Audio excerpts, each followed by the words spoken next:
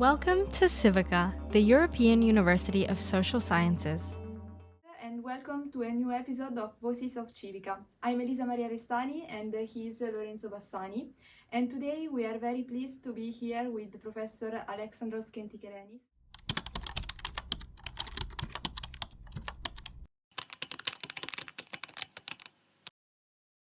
He's a professor here at Bocconi of Sociology and Political Economy, and he's also the director of a PhD program of Social and Political Sciences. Before joining Bocconi, he held research positions at Oxford, Cambridge and Harvard.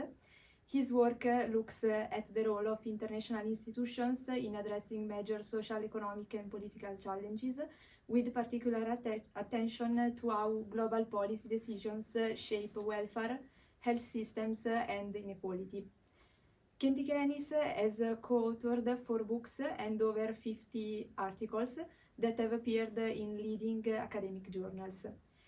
His forthcoming book, written with Catherine Devry, is How Europe Survives, the adaptability and the resilience of a continent in peril, which examines how the European Union adapts and endures in the face of social economic challenges and how it is capable of absorbing shocks without breaking apart.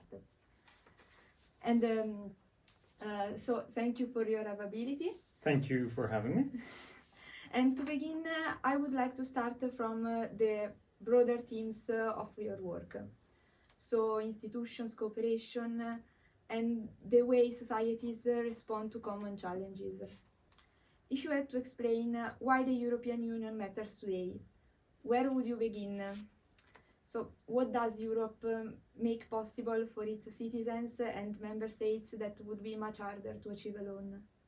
Right, that's a very good question. And I think the European Union has all of these narratives that it puts out there, right? That it's a union of peace, of prosperity, rule of law. I think that all of these narratives are partly false. So they do capture some part of a reality, but also contain parts that are misleading or even outright hypocritical, right? So if you listen to kind of the narratives coming out of the leaders of the different EU institutions, it's all about how the EU has guaranteed peace on the continent since the Second World War, and the EU even won a Nobel Peace Prize for that in 2012. And of course that is true.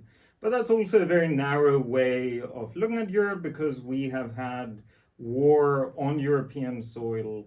We have one now in Ukraine. We've had one major one in the 90s in Yugoslavia, where European countries were actively involved. We even have many European countries that are involved in wars around the world, France in Mali, and so on and so forth, not to go further back in history. So I think these narratives can be kind of self-serving, and that's okay because they do serve a function. But my take is that the European Union or European integration is not important or valuable because of the things it claims it has done. But it's a slightly different point, that it's about what European integration enables European countries to achieve. And my argument is that essentially European integration provides a structure for European countries to achieve collectively more than they can achieve individually. If we look at the 27 European Union member states, most of them have a population of less than 12 million, right? So these are rich countries, of course, but also in the grander scheme of world affairs. They're reasonably small countries, and countries that would not be able to really move the dial of international affairs. So what the European Union can do and does do is it allows them to collectively punch above their weight. Do they do it smoothly? No. Is it always effective? Also no, but the promise is there, and that at least is the ongoing effort of European leaders at the moment to keep this system going. And it's a system that has been built through and survived multiple crises, as we can discuss later on. Okay.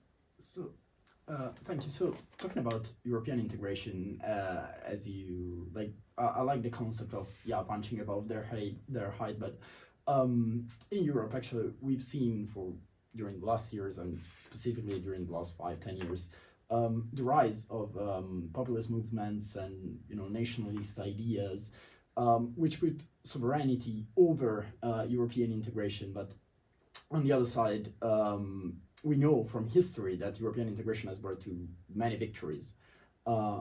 However, it seems to me that European governments are seeing this integration more as a cost than as a benefit. Like they're seeing the handing of their sovereignty to the European Union just as a net cost or a net zero effect. So the thing is, how can the European Union change this narrative? And also, can the European Union actually survive as for now when we see that some competencies, for example, national defense or national security or the fiscal policies, for example, are still in the hands of the states? So can we change that? And if not, can European Union survive without changing it? Right. This question, I think, has multiple strands, right? Let's start with the point about Euroscepticism. So it is true that there has been a rise in Euroscepticism across the continent over the past couple of decades. Is that a bad thing or a good thing?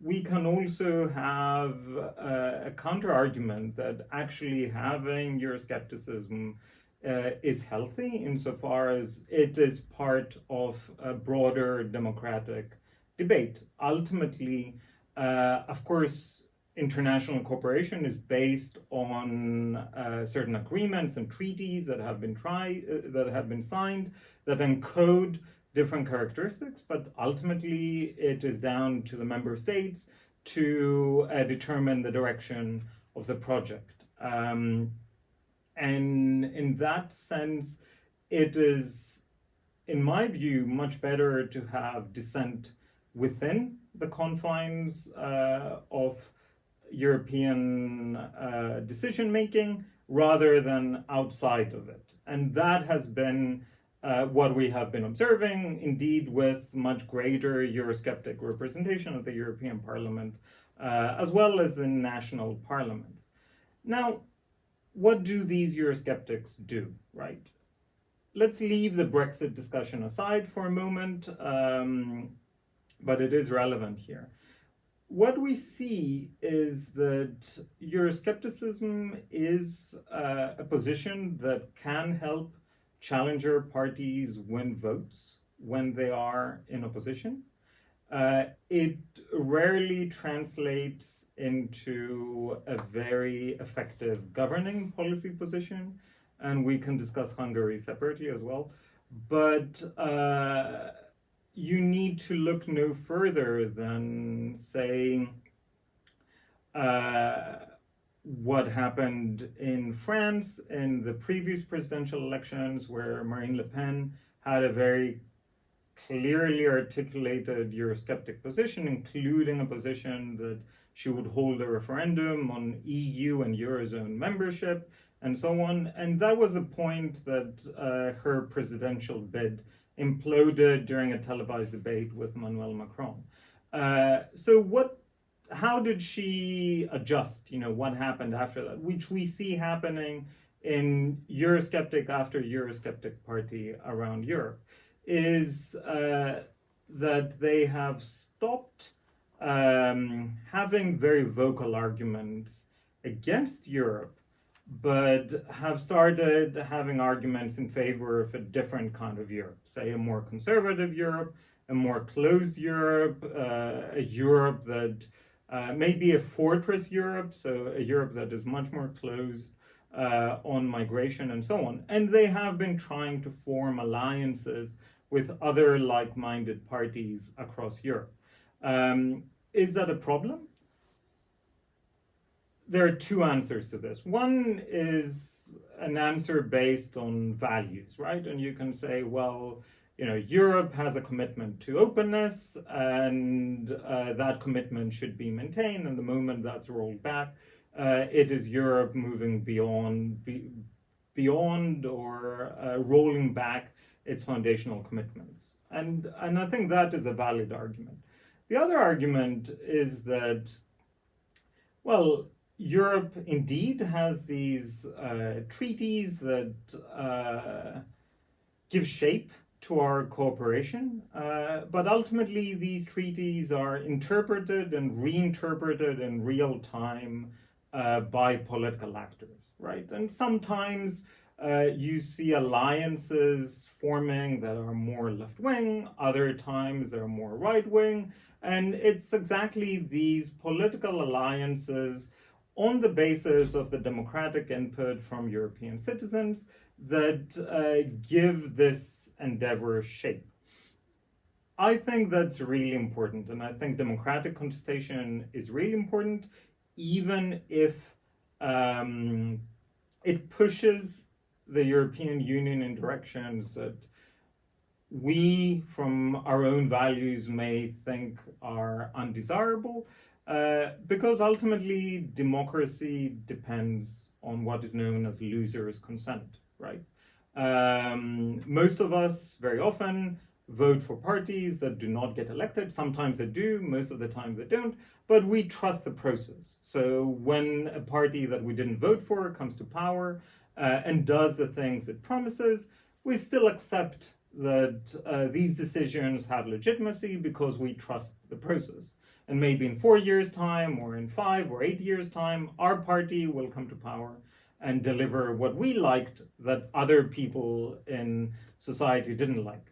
It's a similar logic, right? And as long as we have this constant democratic feedback, we can essentially adjust course. Sometimes it might be more conservative, other times it might be more progressive, sometimes it may have to do with limiting migration. Other times it might be much more about expanding migration. And we've been through that in Europe over the past decades, right? It's very easy for all of us to live in the present and see the debates that are happening right now. But the migration debates are not new. The degree of market integration debates are also not new.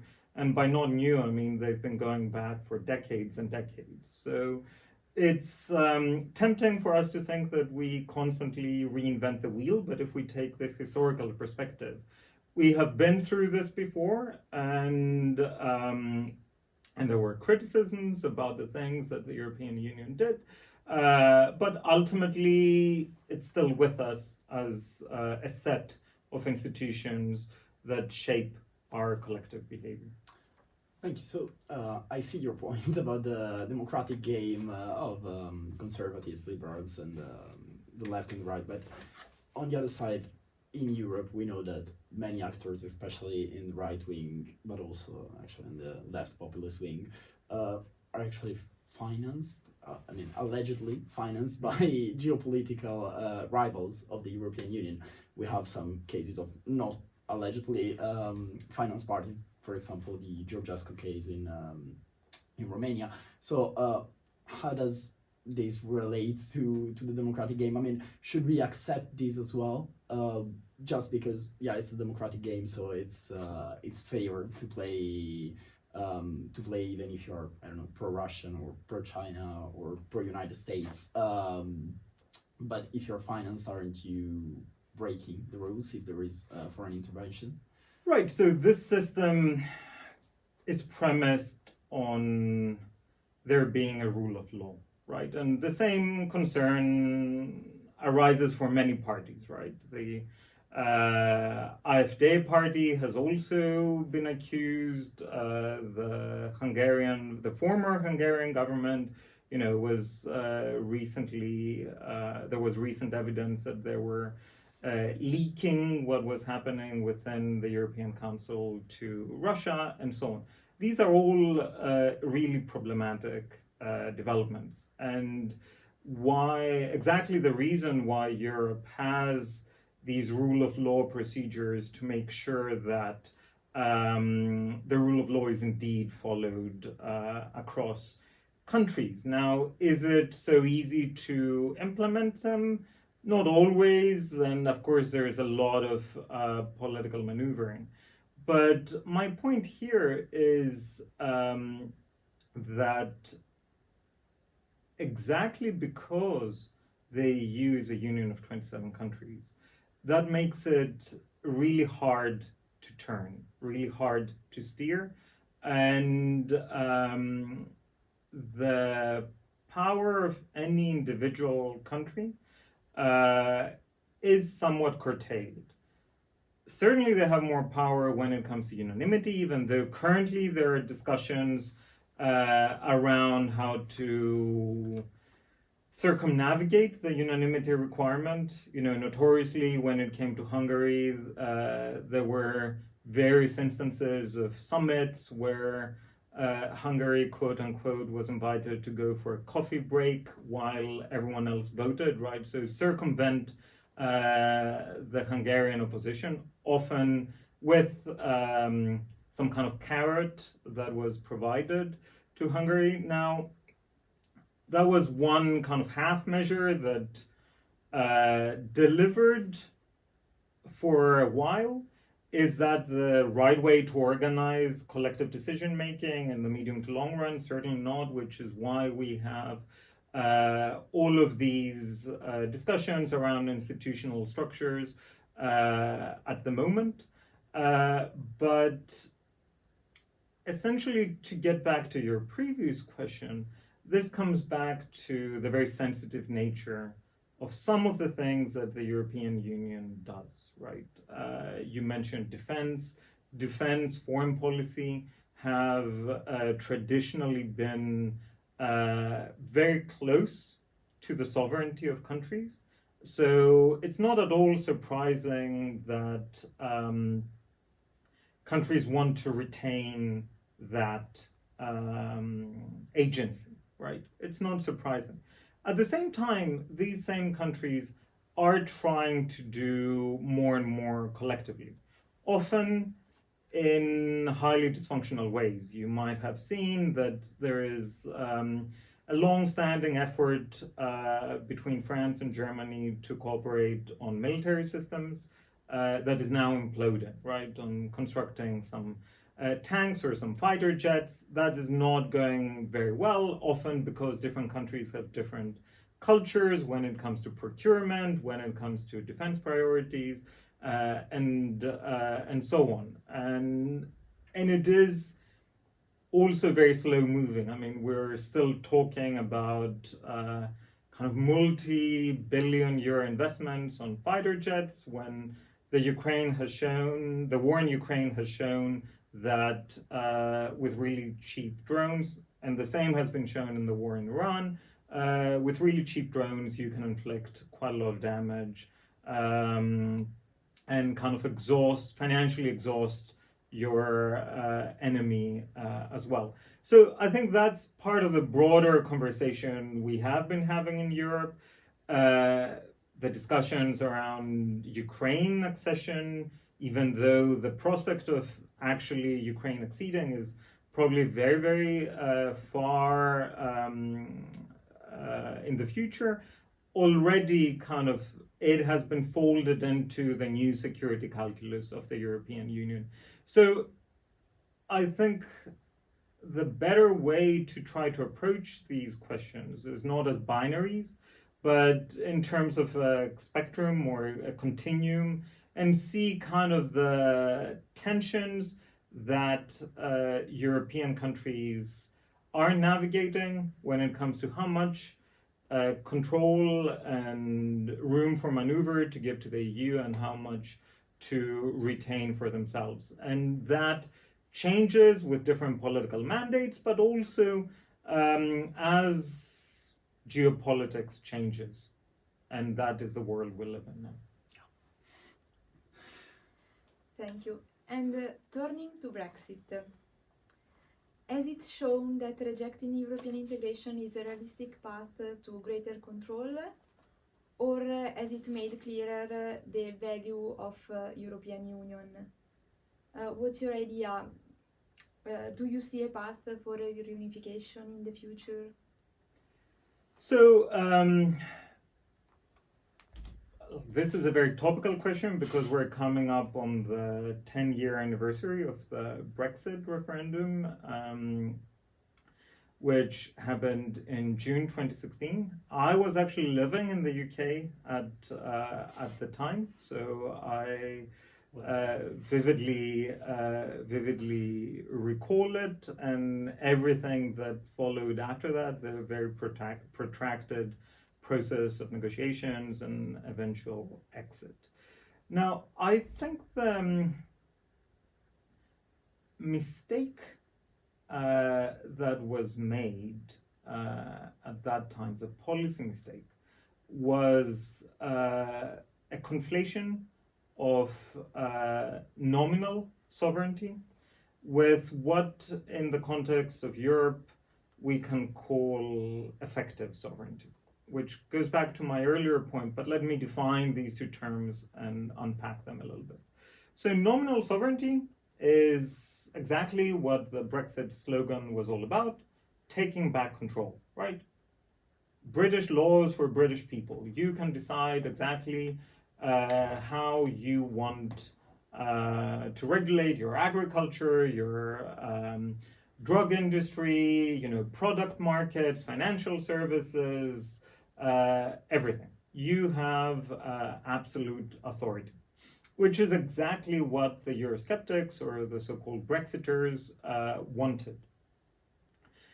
Now, that can make sense from a narrow democratic point of view, but it misunderstands the world of interdependence we live in right now.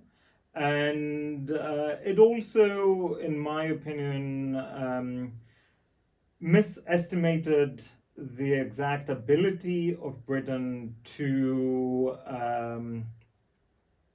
actually regulate as if it was alone in the world, or as if it was a much larger market than it actually was. So what happens if you are, even if you're a large market like Britain is, if your major trading partners are just much larger than you, and in the case of Britain, of course, the largest trading partner was the European Union, then your ability to shape the rules of that trade cooperation are much more limited, right? Your room to maneuver is much more limited. So in a way, you become a rule taker rather than a rule shaper. Can you sign free trade deals? Absolutely. I mean, Britain, I remember one of the first trade deals that it signed was with New Zealand, right? Should there be, which it couldn't have if it was still in the European Union. Is it worthwhile for more trade between New Zealand and Britain? Sure. I think a lot of agricultural produce was at play. Lamb might become cheaper in Britain because they would import a lot of it from New Zealand. But ultimately, New Zealand, if I'm not mistaken, is a country of about 4 to 5 million people. So it's limited compared to a whole trade bloc of more than 400 million people on your doorstep across the channel. So if anything, what we know from trade is that proximity still matters.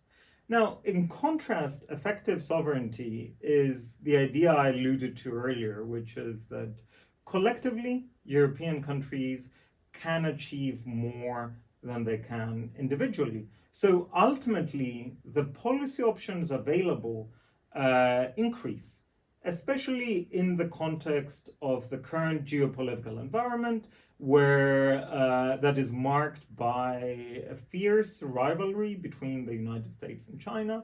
The very conscious attempt by European leaders, Emmanuel Macron has made reference to that several times, is to have Europe as a third power, right? A third pole between kind of the US model that Europeans explicitly reject because it is too market-oriented, too little focused on social protection and welfare and the things that we believe are part of kind of the European way of life, whereas the Chinese model, the Europeans think, is kind of too top-down, too illiberal, which is also not a way we want to go. And we want our own distinctive way of running our affairs, which goes back to kind of the core commitment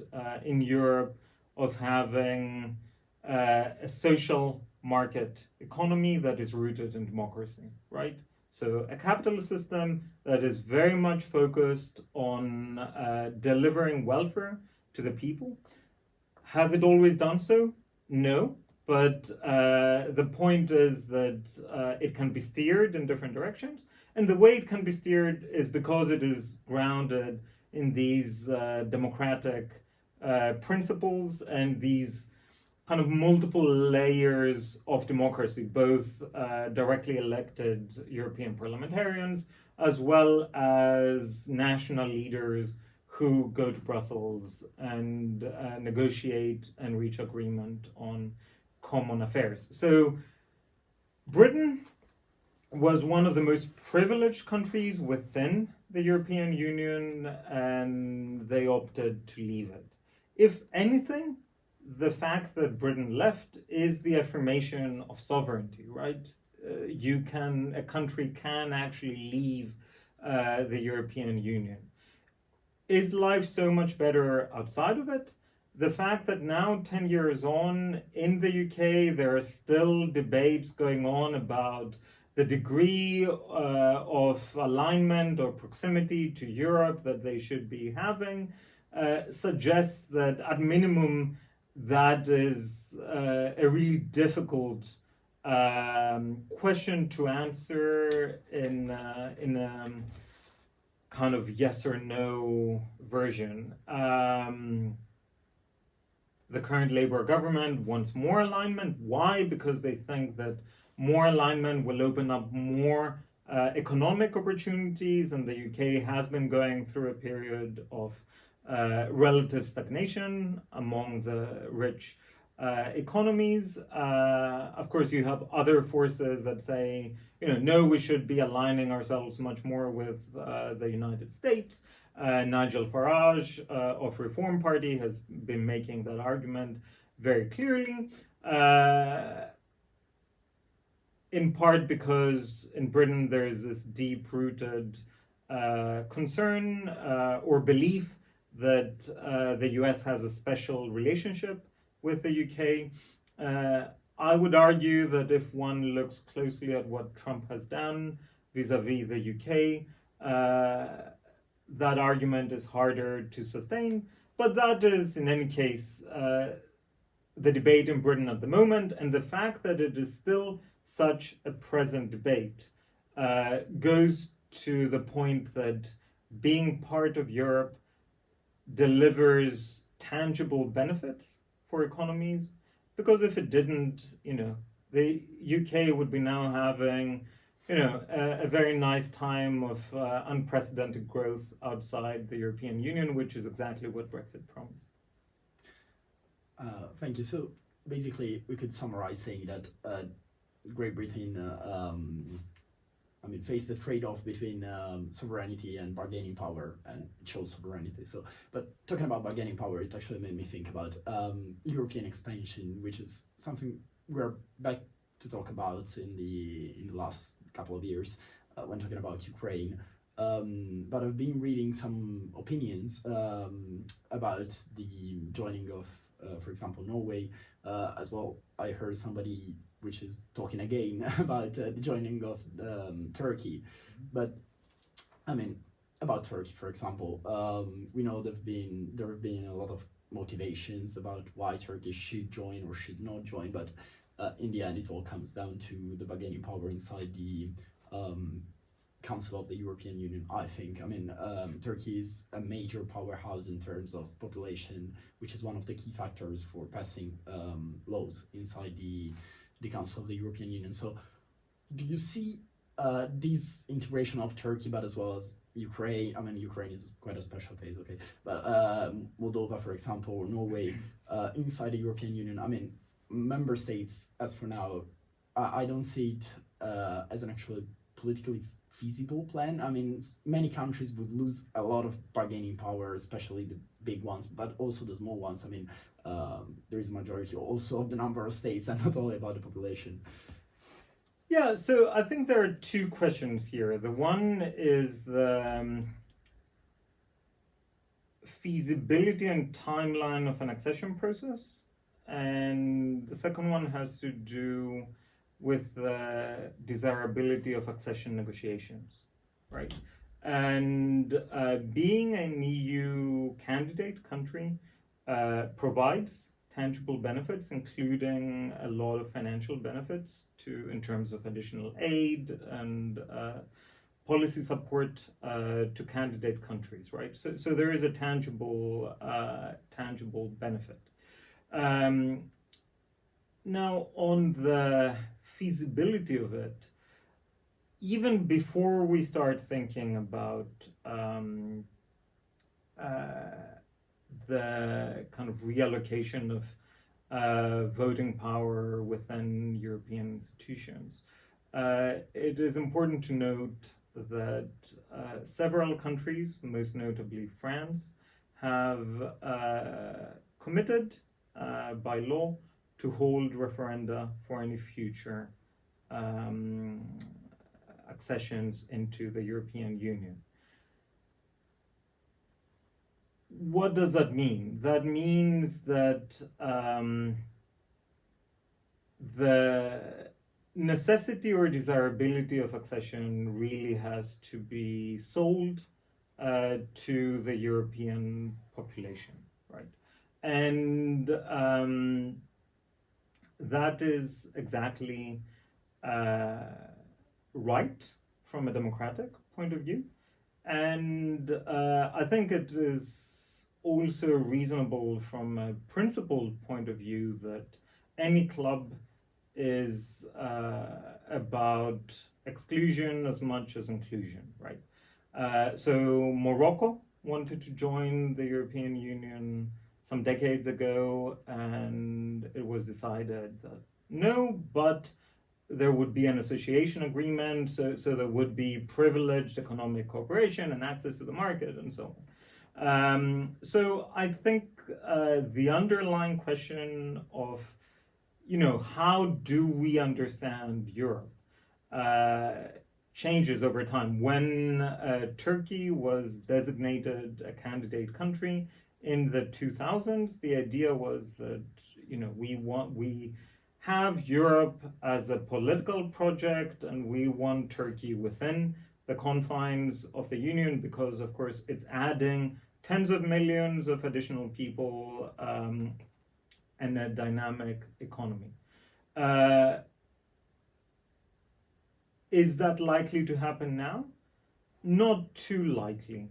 Is that the end of the world? No, for the following reason. The way decision-making is going in Europe is, for the last half a decade or decade at least, is that something that was considered anathema in the past, that was considered a taboo in the past, is now very actively discussed, which is the idea of a multi-track Europe. So you have some countries that steam ahead with ever greater cooperation, including on things like defense and so on. And you have other countries that still want to cooperate and benefit, but on more narrow economic terms, right? So we can see how over time Europe will be transformed into these, say, concentric cycles, or a Venn diagram of some sort, which already happens, right? Not all 27 EU member states are Eurozone members, right? So we have some members that cooperate a lot more on monetary and economic affairs than others do, yet all of them are within the broader scheme of the European Union. So I think that is the direction we're going. And as we will see later on, if we see in practice now, France is going around Europe signing defense agreements, right, bilaterally, but you can see how down the line that can take a different form. Efforts to form much greater defense cooperation within Europe have been going on for decades.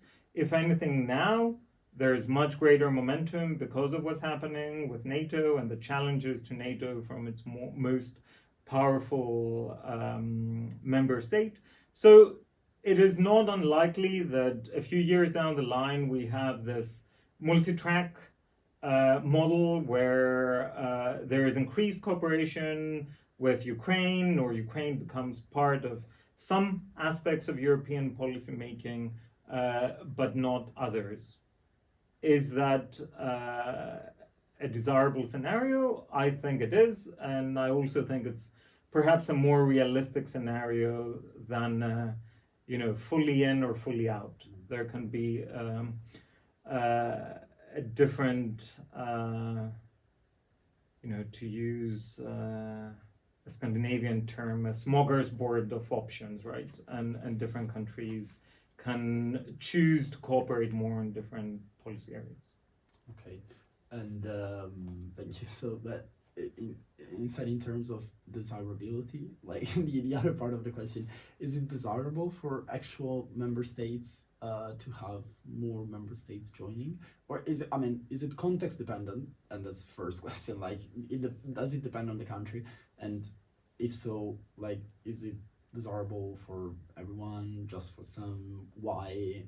Okay, so two answers to this. It's absolutely desirable to have accession negotiations going on, because that means that the countries negotiating to join the European Union gradually start implementing what is known as the acquis communautaire, so the entire legal apparatus of the European Union into their internal regulatory environments.